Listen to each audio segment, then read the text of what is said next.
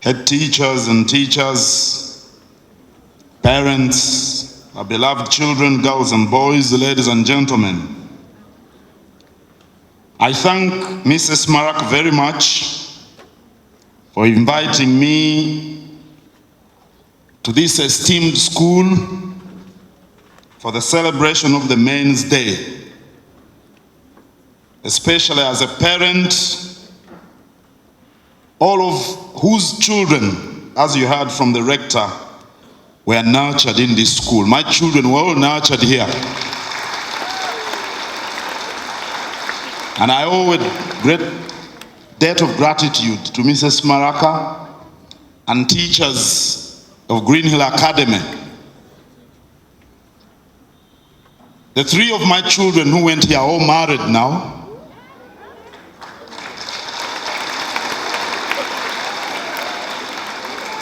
Actually, the first one, Gabriela Namata Bigirwa, is a mother now. I'm a grandfather. She's and the third, Charles Bale Maiga, is a lawyer like me. And many people say he looks exactly like me. I'm very delighted to address you on the theme, Our Boy, Our Future. Just as the head teacher of the secondary school said, we learn from the Bible of the responsibility God bestowed on mankind. And he said he was going to make mankind in his image so that mankind may rule over the universe. As part of mankind, the male child has to be nurtured very well in order to understand the huge and critical role to be undertaken on Mother Earth as we build for the future.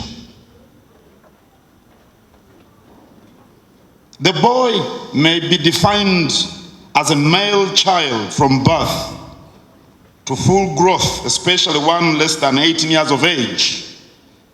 So I think that definition fits most of you here.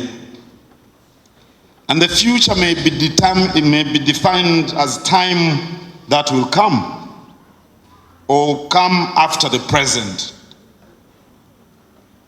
Given the definition of a boy, there are different stages of growth and development, and each stage is critical. Once the stage of the boy is mismanaged or mishandled, we may lose out on a boy's full potential. Given the importance of nurturing each child to his full potential, we need to implement programs that provide exposure and positive experiences for the proper development of the brain, which boosts both informal and formal learning. As the boy grows, the adults or caregivers in his life have to engage in effective character building. That's why I'm very pleased to see the parents who are here, especially the fathers. There is a tendency of the fathers to oversleep. I don't know whether it's because they work a lot or because they indulge a little. But it's important for the boy to see his father in his life. Actually, when my children were here, I told their mother that I had to deliver them in the morning here myself because I would come back late when they were in bed. And I think that helped us to build a firm connection. So, for effective character building, we've got to provide experiences that build the mental and moral qualities in the boy. You must invest in your son. It's an investment, it's a full-time job. You've got to shape beliefs and nurture values which guide behavior that is appropriate in society. Your son should never hear you say, Uganda bwetyo. That's dangerous. That's poisonous. How can you tell your son that that's how the country is? How can you tell the son that bad is good? Never, as a father, tell your son that Uganda bwetyo. Tell him that is wrong if you think it's wrong. You've got to ensure the boy is emotionally stable and able to make right decisions at the right time for the right purpose. Given that the boy being raised has to manage the challenges of today's world, it is important for the parents and caregivers, like the teachers, to provide guidance and resources for the acquisition of the 21st century skills. Some of today's skills include what is referred to as the 4 C's, which are communication, collaboration, critical thinking, and creative thinking. Let me now address the 4 C's which I've just mentioned, and I'll start with communication. You must teach your son effective communication of the 21st century, and that is the ability to deliver messages in a simple but relevant and clear manner, so that the recipients of the message are in no doubt as to the contents and intention of the message. It could involve learning the commonest languages, for example. Encourage your children, your sons, to learn languages. In the Ugandan case, how can you reside in Kampala and you don't know Luganda? Because knowing languages is a resource. How can you reside in Gulu for 3 years and you don't know Lu? That's a weakness. You want to go to the market and interact with the common people and you don't know the language. How sophisticated are you? It actually shows how unsophisticated you are. If you stay in Mbarara for 3 years, you should be able to speak Lunyankole. The ability to communicate is what defines a wholesome man, a wholesome person. It's a shame you stay here in Uganda, everybody speaks it, and you speak English, which is broken even. Such a shame. In the case of East Africa, jifunze Kiswahili. Kuongea Kiswahili si mbaya. Kiswahili ni lugha, muhimu. Katika hapa mashariki, Afrika Mashariki. Jifunze Kiswahili. Lakini aanza na lugha yetu, lugha letu ya asili. Nafahamu. Say prayer in Kiswahili, praying for the leaders and all the other people. Hebu tujifunze Kiswahili, lakini tuanze na lugha zetu. Communication. I can speak a little Kiswahili to give me food. The second C is collaboration. Training of the boy child has to be deliberate about learning to work with contemporaries and adults in order to reach a common goal. Collaboration helps nurture talent, since it takes more than one, in most cases, to bring a piece, let's say, of performing arts or sport to the satisfaction of the audience. The boy child needs to learn getting support or giving support to others. And here I want to thank all those who have performed here on the stage. I'm sure they supported each other.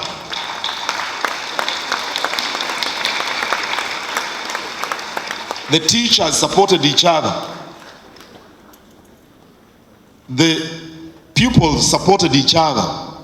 Collaboration in life is key, my dear boys. The third C is critical thinking.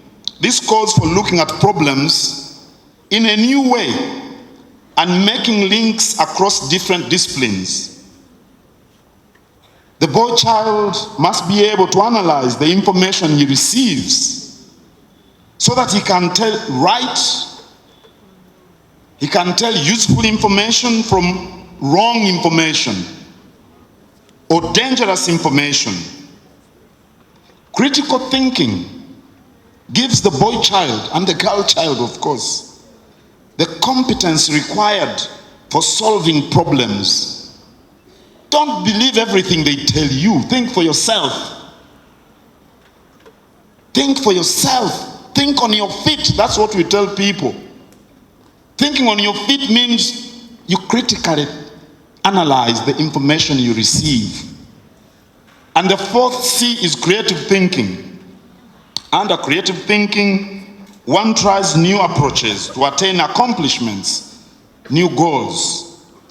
Innovation and invention fall under creativity. The boy being raised to shape our future should be one who can find solutions to challenges, not to whine about them. Don't turn problems into songs. Find solutions to them. In the Kingdom of Buganda, we came up with principles which we call the new work ethic. And these principles fit in well with the above mentioned 4 C's. The Kingdom's new work ethic principles are: 1, innovativeness. 2, tenacity.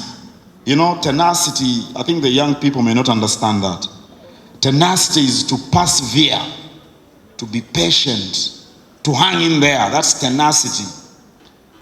The third is transparency. I heard you talking about transparency here. And the fourth is passion for work. Those, the 4 principles of the new work ethic in the Kingdom of Buganda.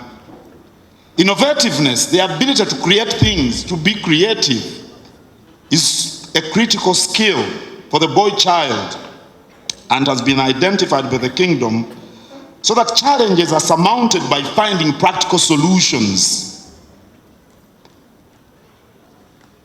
Because if you are not creative, everything is going to look very difficult for you. Everything is going to be a major problem for you. You have to be creative to survive. And that's critical for the boys if they are going to give us a productive future.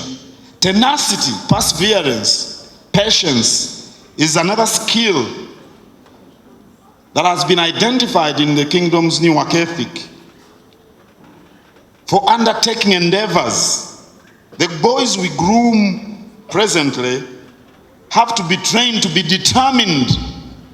The priest talked about soldiers. I've got soldiers with me.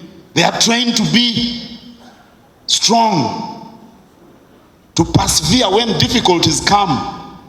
A boy child must persevere. We don't want cry babies. We don't want cry babies. Of course, crying is fine. But under what circumstances do you cry? Because mommy hasn't given you biscuits? You have to be determined. You must work with resolve, with purpose, with focus. You have to be patient, well knowing that everything good comes after hard work, tenacity.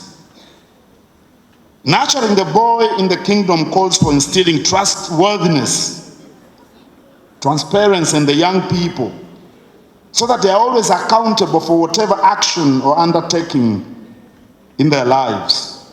Because at the end of it all, integrity is the mark of honor. Your word should be your bond. One should be able to say that when Chimbugwe tells you something, I think Chimbugwe is the head prefect, the mark of honor is integrity. When he tells me something, that's what it must be. And when you grow up and start working, we should be able to rely on you because your name is Chimbugwe. You're a man of integrity. And the last principle of the kingdom new work ethic is passion for work, love. We've got to love to work. This is Chimbugwe here, the head prefect.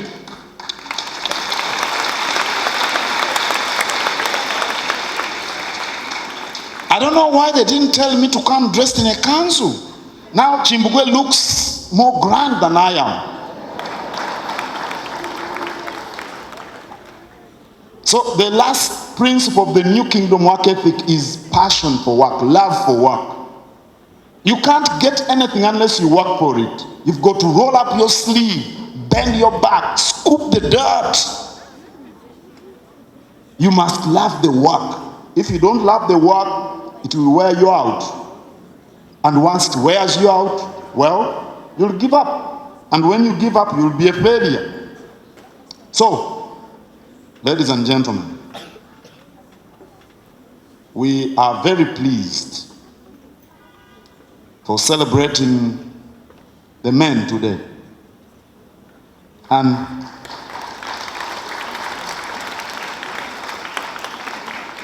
I'm honored to be here to talk about these things to young people. You cannot have a bright future unless the future you're talking about is today. The grooming, the nurturing, the mentoring must start when people are still young, when they're still malleable. I don't know whether the P2s know the meaning of the word malleable. Malleable, you can bend. Malleable.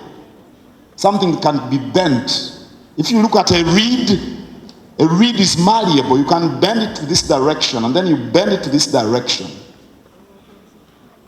But if a reed matures, when you have to bend it, it's going to break into pieces. So the boy child must be nurtured and mentored now, because there is no future other than today. Like I said at the beginning, the future is the time that comes after today. So you start now to mentor these young people so that we get responsible male citizens. The vision of the kingdom is to regain the helm of social and economic development. It is therefore very important that we train the boy child to take on the mantle with adequate values, competencies, and skills. Because if you don't, especially for the boy, then we shall have no future. Our boy, our future.